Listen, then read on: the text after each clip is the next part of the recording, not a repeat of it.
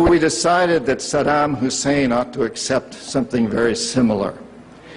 Now, probably a lot of you know that Saddam has been our boy for a very, very long time.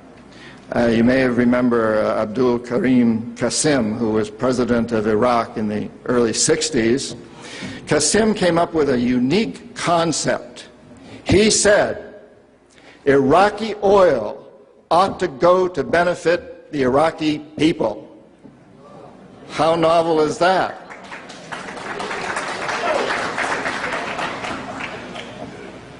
But we didn't like that very much.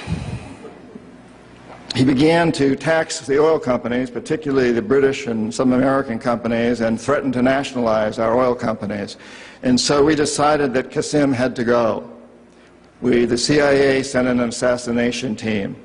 It was headed by a man who was still going through high school, an Iraqi citizen who was still going through high school.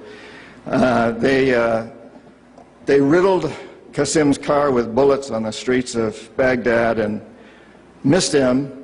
The head of this assassination team was wounded and fled to Syria. His name was Saddam Hussein.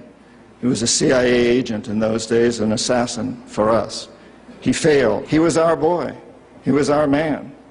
And so, and we sold him a lot of, and gave him a lot of tanks. We built him, Bechtel built him big chemical, I don't know, my father-in-law was chief architect at Bechtel, built Saddam big chemical plants that were used, and we knew that they were used to make mustard gas and other chemical weapons that were being employed against the Kurds and later the Iranians. We knew this, but we sold him these things. You have to remember that Middle Eastern oil is the oil that's used by a great deal of Europe and China and Japan. If we control Middle Eastern oil, we control our biggest potential competitors, Japan, China, Europe.